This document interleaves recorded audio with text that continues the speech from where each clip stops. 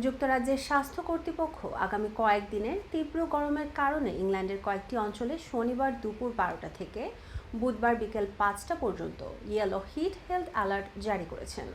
সতর্কতার আওতায় রয়েছে east Midlands, east, south east, south West England এবং লন্ডন। উচ্চ তাপমাত্রার কারণে বয়স্ক, শিশু ও অসুস্থ ব্যক্তিদের স্বাস্থ্য ঝুঁকি বাড়তে পারে এবং স্বাস্থ্যসেবায় অতিরিক্ত চাপ সৃষ্টি হতে পারে। বিস্তারিত রিপোর্টে। যুক্তরাজ্যের স্বাস্থ্য কর্তৃপক্ষ আসন্ন কয়েকদিনের তীব্র গরমের কারণে দেশের কয়েকটি অঞ্চলের জন্য ইয়েলো হিট হেলথ অ্যালার্ট জারি করেছে। কর্মকর্তারা সতর্ক করেছেন, উচ্চ তাপমাত্রার কারণে বিশেষ করে বয়স্ক ব্যক্তি, শিশু এবং দীর্ঘমেয়াদী রোগে আক্রান্ত মানুষের জীবন ও স্বাস্থ্যের ঝুঁকি উল্লেখযোগ্যভাবে বেড়ে যেতে পারে। এই সতর্কতা শনিবার দুপুর 12টা থেকে আগামী বুধবার বিকেল 5টা পর্যন্ত কার্যকর থাকবে।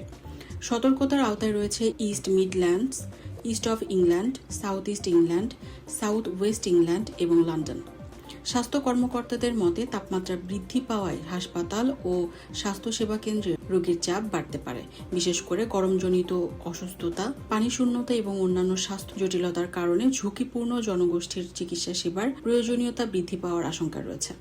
আবহাওয়া পূর্বাভাসে জানানো হয়েছে, সপ্তাহের শুরুতে দক্ষিণাঞ্চলে তাপমাত্রা 20 থেকে 25 ডিগ্রি সেলসিয়াসের মধ্যে থাকলেও সপ্তাহান্ত এবং আগামী সপ্তাহের শুরুতে তা 28 থেকে 30 ডিগ্রি সেলসিয়াস বা কিছু এলাকায় 30 ডিগ্রিরও বেশি হতে পারে। অন্যদিকে আগামী বুধবার থেকে নর্দার্ন আয়ারল্যান্ড এবং পশ্চিম স্কটল্যান্ডে বৃষ্টি ও দমকা হাওয়া শুরু হওয়ার সম্ভাবনা রয়েছে। এর ফলে উত্তরাঞ্চলে ঝোড়ো আবহাওয়া বিরাজ করতে পারে, আর দক্ষিণাঞ্চলের কিছু এলাকায় মেঘ ও কুয়াশাও দেখা দিতে পারে। স্বাস্থ্য বিশেষজ্ঞরা এই সময় পর্যাপ্ত পানি পান করা, দুপুরের প্রখর রোদ এড়িয়ে চলা, ঘর যতটা সম্ভব শীতল রাখা এবং বয়স্ক বা অসুস্থ স্বজন ও প্রতিবেশীদের খোঁজ খবর নেয়ার পরামর্শ দিয়েছেন। জান্নাতুল মাওয়া, আয়ন নিউজ ডেস্ক।